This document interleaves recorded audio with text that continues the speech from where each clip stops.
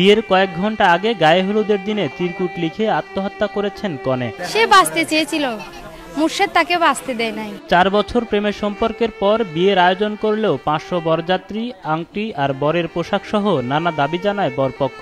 এসবের জন্য মেয়ের পরিবার 2 লাখ টাকা প্রদান করলেও মন ভরেনি বরপক্ষের। ওদের চাওয়া ছিল 500 জন বরযাত্রী, এরপর 5 আনার মধ্যে 2টা আংটি আর 15,000 টাকা ছেলের পোশাক। আমরা সবকিছু পেমেন্ট করছি, ওরা বরযাত্রী আসে নাই, 2 লক্ষ টাকা আমাদের কাছ থেকে নিয়ে গেছে। পরবর্তীতে নতুন করে ঘর সাজাতে বিভিন্ন আসবাবপত্রের জন্য মেয়ের পরিবারকে চাপ দিতে থাকে মিজানুর রহমান মোরশেদ নামের ব্যাংকার বর।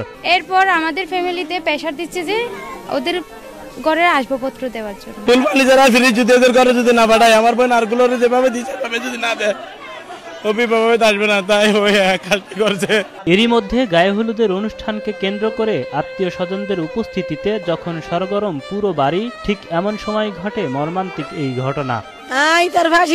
স্বজনদের দাবি, অভিযুক্ত মোরশেদের সাথে ভিডিও কলে থেকেই আত্মহত্যার সব প্রস্তুতি নেন রিমা। আত্মহত্যার আগ মুহূর্ত পর্যন্ত আমার বোন ওর সাথে ভিডিও কলে ছিল। আমাদের ধারণা সে কিন্তু সবকিছু দেখছিল। ফাঁসির রশিতে ঝুলাইছিল, ওর মোবাইলে ফ্ল্যাশ জ্বলছিল, ভিডিও কলে ছিল, হেডফোন ওখানে লাগানো ছিল। 28 জুন মিজানুর রহমান মোরশেদ নামে এক যুবকের সঙ্গে বিয়ের প্রস্তুতি চলছিল রিমা আক্তারের, কিন্তু যৌতুকের চাপে বিয়ের মেহেদিতে আর হাত রাঙা হলো না রিমার। 27 জুন বিকেলে গলায় ফাঁস নিয়ে আত্মহত্যার পথ বেছে নিয়েছেন চট্টগ্রামের পটিয়া উপজেলার হাইদগাঁও এলাকার কনে। আমার মেয়ে, আমরা সবকিছু করছি দাদা, এখন আমরা তো কিছু করতে পারছি না মুর্শেদের জন্য, শুধু খালি মুর্শেদের এই অবস্থা করছে, আমরা এর শাস্তি চাই। মৃত্যুর আগে হবু স্বামীর উদ্দেশ্যে চিরকুটও লিখেছেন রিমা। ওই চিরকুটে তিনি বলেন, প্রিয় শখের পুরুষ, তুমি করো তোমার বিয়ে। তিনি আরো বলেন, আমার পোস্টমর্টেম করিয়ে সব যন্ত্রণা ধুয়ে মুছে কবরে পাঠিও। ওই চিরকুটে হবু স্বামীকে উদ্দেশ্য করে যৌতুকের টাকা ফেরত দেওয়ারও আহ্বান জানিয়েছেন রিমা।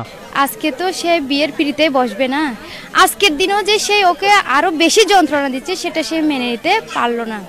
সে কাউকে মুখের ভাষায় প্রকাশও করতে পারলো না। সে বলছে যে মুর্শেদকে যাতে আমরা না ছাড়ি, তার যাতে উপযুক্ত শাস্তি হয়, আর আমাদের থেকে যেই ওই টাকাটা দিচ্ছে 2 লক্ষ টাকা, ওইগুলা যাতে সে আমাদেরকে শোধ করে দেয়। এই ঘটনায় পটিয়া থানায় অভিযোগ করেছে রিমার পরিবার। ঘটনার সুষ্ঠু তদন্ত করে দোষীদের বিরুদ্ধে প্রয়োজনীয় আইনগত ব্যবস্থা নেওয়ার দাবি জানিয়েছেন স্থানীয়রা। আমি চাই আমার বোন যেই নির্মমভাবে আত্মহত্যা করছে, কোনো মেয়ে যাতে এই মুর্শেদের জন্য এরকম করে জীবন ধ্বংস না করে।